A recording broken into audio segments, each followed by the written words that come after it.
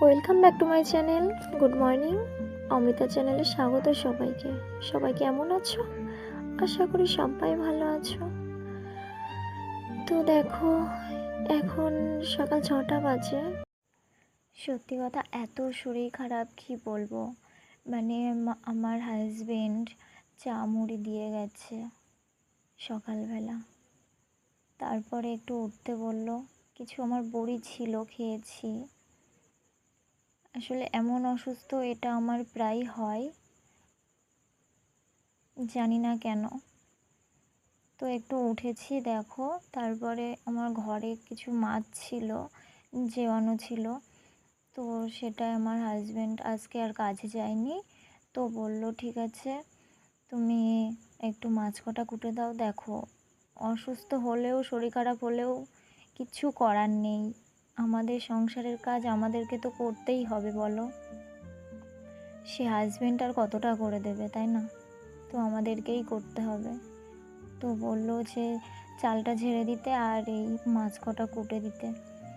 আর কি বলো তো, এই মাছ কুটে দিতে বলতে কুটে দিয়েছে, শুধু ধুয়ে দিতে বললো, সেই কুটেছে, আমি শুধু একটু ধুয়ে দিচ্ছি। আসলে এই মাছগুলো না নেলানে নেলানে ভাব, তো ভালো ধুতে পারবে না, আর সেই রকমই রেখে দেবে সব কিছু, মানে ভালো করে পরিষ্কারও করবে না।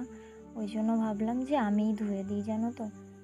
তো তাই কলের পাশে এটা ছিল, তার জন্য ভাবলাম ওখানে ঘষলে হয়তো, সিমেন্টে ওখানে ঘষলে হয়তো এই যে কালো কালোগুলো উঠে যাবে, যা নেলানে নেলানে ভাবগুলো থাকে তো ওইগুলো উঠে যাবে। ওই জন্য আবার দেখো আমি ঘষে ঘষে ওগুলো তুলছি। এবার সবটা তো আর যাবে না। তো বললো যে এখন একটু হালকা কাজ করে দাও, আবার শুয়ে পড়ো। তো তারপরে আমি সন্ধ্যাবেলা ডাক্তারের কাছে নিয়ে যাব। আর অসুস্থতা বলতে কি বলো তো, আমার এমনি একটু প্রবলেম আছে, দম আটকানো প্রবলেম।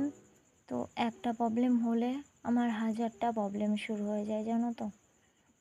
এমনি আমি অনেক পরীক্ষা করেছি, জানো তো, কোনো কিছুতে ধরা পড়েনি। আসলে মানে কি বলবো, দম আটকে যায়, নিঃশ্বাস বন্ধ হয়ে যায়, এটাই। তারপরে ওটা তো হয়, এবার মাথা যন্ত্রণা শুরু হয়ে যায়, আরও অনেক রকম শুরু হয়ে যায়, একটা হলেই অনেক রকম শুরু হয়ে যায়, জানো তো। তো ওই জন্য আজকে আমার হাজবেন্ড বললো যে আজকে আর কাজে যাব না, তো কিছু কিছু করে দিই আমি, তুমি তো পারবে না। আর এমনি কি বলো তো, আমাদের এখন কাজের সময়, চাষের মানে মাঠে চাষের খুব কাজ হচ্ছে, তো ওই জন্য এখন ধরো পাটের সিজন, পাট উঠছে। দেখো আমি নুন হলুদটা মাখিয়ে ঢাকা দিয়ে রেখে দিচ্ছি, আর একটু চালটা ঝেড়ে দেবো, ভাতটা চাপিয়ে রেখে দেবো, তারপরে ভাতটা সে নামাবে, তরকারিটাও করবে। তো দেখো আমি চালটা মেপে দিচ্ছি, একটু চালটা হালকা ঝেড়ে দিয়েছি, ঝেড়ে আসলে আমার চাল কটা ঝাড়া ছিল না, জানো তো। প্রত্যেক দিন চাল ঝেড়ে ঝেড়ে আমাকে রান্না করতে হয়,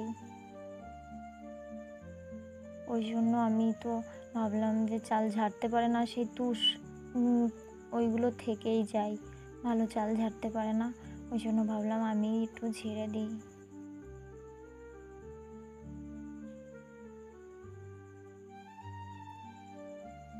তো দেখো আমি চালটা ধুয়ে দিচ্ছি, ওদিকে গ্যাসেও আমি বসিয়ে দিয়েছি।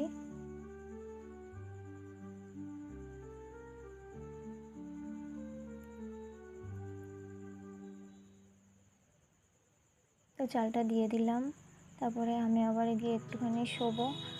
তো আমার বর করে দেবে এবার রান্নাটা, দেখো করছে। তো বলছে যে শুয়ে পড়তে, আমি বলছি না আর শোবো না, তাই ভাবলাম যে একটু বসেই তো রয়েছি, তাই একটু ক্যামেরাটা ধরি। তাই আমার বর রান্না করছে আর আমি ক্যামেরাটা ধরে দিচ্ছি। বলছে আমাকে তুলবে না যেন, সবাই দেখবে আমি রান্না করছি। বলছি না তো, কি হয়েছে। তো দেখো লাটা মাছের এমনি চচ্চড়ি পড়েছে, আমি বললাম এটাই থাক, বলছে না ডাল করি, আমি বলছি না ডাল মাল আর করতে হবে না, ওই একটাই থাক। তো কিছু আবার থালা বাসন হয়েছে, বলছে মেজে আসি তুমি ভাত খাও। কি বলো তো বন্ধুরা, এমনি আমার হাজব্যান্ড সবসময় প্রত্যেক দিনই প্রায় অনেক রকমই কাজ করে দেয় আমার হাতে হাতে। আর এই শরীর খারাপ হলে আরোই করে দেয়, জানো তো।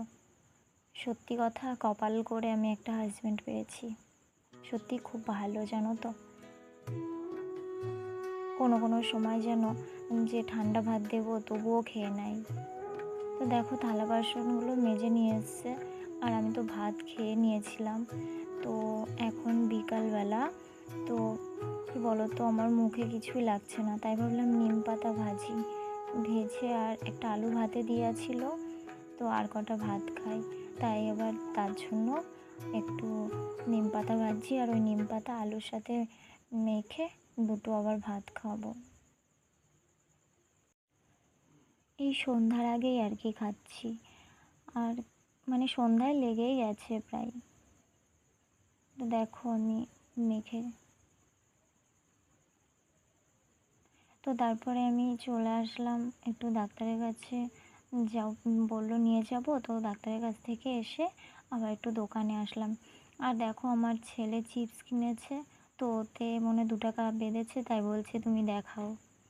তো দেখতে পাচ্ছ দোকানে এসেছি, দোকানে কিছু বাজারঘাটও করব।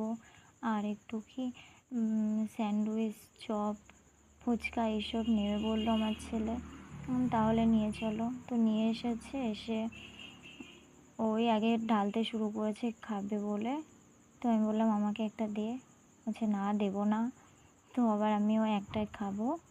খেয়ে আবার ওকেই বললাম যে যেসব বাজারঘাট করে এনেছি সেইগুলো যেন কৌটোয় ঢেলে রেখে দেয়। তো দেখো, একটা আমাকে দিয়েছে, এটাই খাবো। খেয়ে আর একটু টক জল খেয়ে নিচ্ছি। আর দেখো, আমার ছেলে সব মানে ভেঙে ভেঙে ভেঙে আর খেয়ে নিয়েছে, মানে চুরমুর করে খেয়ে নিয়েছে।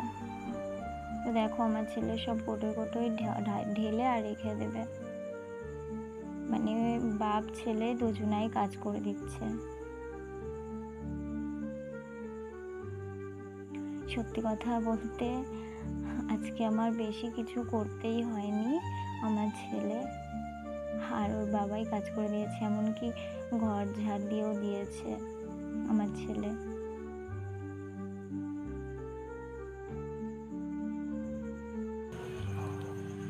আর আমি তো চা খাই না, কি বলবো।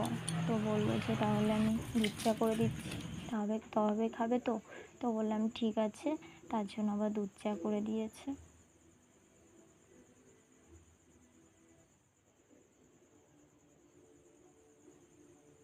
তো দেখো, আমি চা খাচ্ছি। আর তারপরে না, আমার হাজব্যান্ডও অসুস্থ হয়ে পড়েছে। সারাদিন মানে মাঠের কাজ, বাড়ির কাজ করে মাথা যন্ত্রণা শুরু হয়েছে, আর এই রোদ্দুরে। তো ওই জন্য আবার একটু আমি ডলে দিচ্ছি কপাল টপাল একটু। আমার ঘরে এমনি অমৃতা অর্জুন ছিল, সেইটা দিয়েই আর কি করে দিচ্ছি। আর পাশেই আমার ছেলে বই পড়ছে, আর আমি ওকে একটু ম্যাসাজ করে দিচ্ছি। এমনি ছেলে মানুষ, কি বলতো, মাঠের কাজ আবার বাড়ির কাজ যদি করে অসুস্থ হয়ে পড়ে, জানো তো। আমাদেরই একটা হয়, তাই না?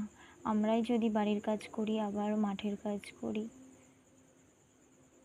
তো বন্ধুরা, ভিডিওটা এখানেই শেষ করলাম, নিয়ে আসবো পরের ভিডিওতে। তো বাই বাই, ভালো থেকো সবাই, সুস্থ থেকো। আমি তো যাই হোক একটু ভালো আছি এখন।